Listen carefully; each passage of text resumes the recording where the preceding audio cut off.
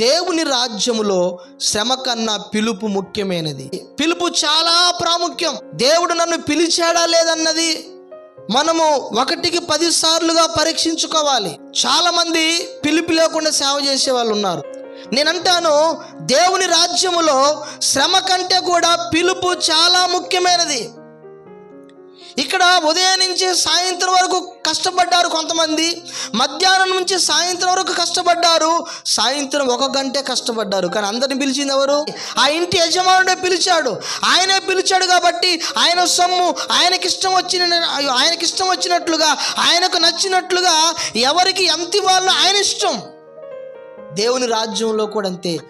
మనం దేవుని చేత పిలువబడ్డామన్నది ముఖ్యము, కానీ మనం ఎంత శ్రమ పడ్డామన్నది ఇక్కడ ముఖ్యం కాదు.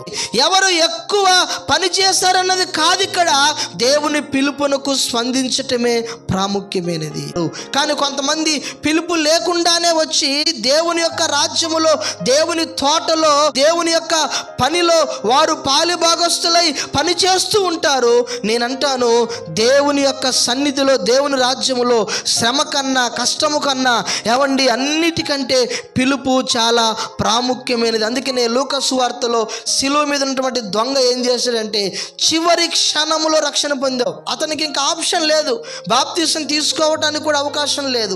ఆ చివరి స్థాయిలో, చివరి క్షణములో ఆ శిలువ మీద కొన ప్రాణంతో ఉన్నాడు. ఆయన ఒకటే మాట అన్నాడు, తండ్రి నీ రాజ్యముతో వచ్చినప్పుడు నన్ను జ్ఞాపకం చేసుకోమని. అంటే ఆ చివరి క్షణములో రక్షించబడిన వ్యక్తి కూడా దేవుడు తన కనికరాన్ని చూపుతాడు. చివరి క్షణములో నేనంటాను, నువ్వు నీ జీవితంలో చివరి క్షణములో కూడా దేవుడు కార్యం చేయగలడు. చివరి క్షణములో నేను ఎన్నో సంవత్సరాల నుంచి నేను ఇక్కడ భక్తి చేస్తున్నాను, ఎన్నో సంవత్సరాల నుంచి నేను ప్రార్థన చేస్తున్నాను అని చాలామంది గర్వంగా అనుకుంటారు. కానీ నేనంటాను, ఎన్ని సంవత్సరాల నుంచి ఉన్నది లెక్క కాదు. ఇక్కడ దేవుడు పిలిచాడా లేదా, దేవుని సన్నిధానములో నువ్వు ఉన్నావా లేవా, దేవుని దృష్టిలో నువ్వు ఉన్నావా లేవా, దేవుని దయకు నువ్వు పాత్రుడివేనా కాదా, దేవుని యొక్క కనికిరానికి నువ్వు పాత్రురాలువేనా కాదా, దేవుని యొక్క ప్రేమ నీ మీద చూపించబడుతుందా లేదా అనేది చాలా ప్రాముఖ్యమైనటువంటి విషయం. దేవుని బిడ్డలారా, ఈ ఉపమానము మనకేం నేర్పిస్తుందంటే, ఉదయం నుంచి సాయంత్రం వరకు కష్టపడిన వారికి అదే కూలి, మధ్యాహ్నం నుంచి సాయంత్రం వరకు కష్టపడిన వారికి అదే కూలి, సాయంత్రము 1 గంట కష్టపడిన వారికి అదే కూలి. దీన్ని బట్టి మనం ఏం అర్థం చేసుకోవాలంటే, దేవుని రాజ్యంలో వచ్చిన ప్రతి ఒక్కరికి దేవుడు అందరినీ సమానంగా దేవుడు ప్రేమిస్తాడు. అందరినీ దేవుడు సమానంగా చూస్తాడు. అందరి మీద దేవుడు సమానమైన దయను కురిపిస్తాడు. అందరి మీద దేవుడు సమానమైనటువంటి కనికరాన్ని ఆయన కురిపిస్తాడు. ఆ ఉదయం నుంచి మధ్యాహ్నం నుంచి వచ్చిన వాళ్ళు సనుక్కుంటున్నారు, అయ్యో 5 గంటల నుంచి 6 గంటల వరకు 1 గంట పని చేసిన వాళ్ళకి అదే కూలి, మాకు ఇదే కూలి, ఏంటి న్యాయమని సనుక్కుంటున్నారు. ఈ యొక్క ఉదయం నుంచి మధ్యాహ్నం నుంచి పనిలో ఉన్న వారు ఎలాగైతే ఆ చివరిలో వచ్చిన వారు కూలిని చూసి అసూయపడుతూ మనసులో నొచ్చుకుంటున్నారో, ఎవరైనా సంఘంలో కొత్తగా రక్షించబడి పాటలు గబగబా పాడి ప్రార్థన చేయటం, సంఘంలో పని చేయటం, ఆత్మీయ జీవితంలో మంచిగా ఆత్మీయంగా వాళ్ళు ఎదుగుతూ ఉంటే, ఈడు ఫస్ట్ నుంచి వచ్చినోడు ఆత్మీయతలు ఎదగడు, ప్రార్థన చేయటం రాదు, పాట పాడటం రాదు, కానీ పెత్తనం ఒకటి చేయటం మాత్రం, పెత్తనం చేయటం తెలుసు. ఒకవేళ సేవకుడు సంఘంలో ఆ నూతనంగా వచ్చిన వ్యక్తులను కొంచెం ప్రోత్సహించి వాళ్ళకి కొంచెం మోటివేషన్గా ఉంటాగో చూసినవా పాస్టర్ గారు, చూడు మనం ఎన్ని నెలలు వచ్చిందో మనం ఇక్కడ సంఘంలో, ఎన్ని సంవత్సరాలు అయితే మనం వచ్చి చర్చి కట్టింది మనం కాదు, అసలు రంగులు వేసింది మనం కాదు, ఈ స్థలంలో పాకేసి నడిపించింది మనం కాదు, అసలు ఫస్ట్ నుంచి మనం కాదు, ఇక్కడ కూడుకుంది మనల్ని పక్కన పెట్టి ఈ నిన్న మొన్న వచ్చినోడికి ఏం చేస్తున్నాడు. కానీ దేవుని రాజ్యంలో అట్లా ఉండదు. దేవుని రాజ్యంలో ఎవరైనా సమానమే, సంఘంలో ఎవరైనా సమానమే. ఒకరు తక్కువ, ఒకరు ఎక్కువ అని కాదు, ఒకళ్ళు లేకపోతే కింది స్థాయి ఇంకొకరు పై స్థాయి అని కాదు.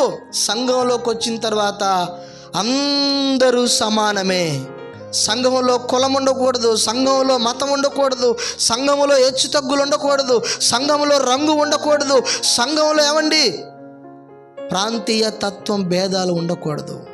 వాళ్ళు ఏ కులమైనా, ఏ జాతికి చెందిన వాళ్ళైనా, నువ్వు బాప్తీసం పొంది రక్షణ పొందిన తర్వాత క్రీస్తులో అందరూ సమానమే. క్రీస్తులో అందరూ సమానమే.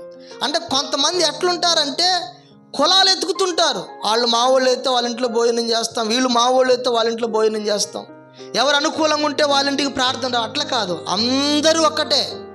క్రీస్తులో రక్షణ పొందిన ప్రతి ఒక్కరు కూడా ఒక్కటే, సమానము. అక్కడ పోయిన తర్వాత మా కులం వాళ్ళు ఎక్కడున్నారండి, ఎక్కడున్నారు, అట్లా ఉండదు. తీసి ఈడ్చి మొత్తానికి నరాలు పిండి ఒక్క తోసుడు తీస్తాడు యేసయ్య నరకంలోకి.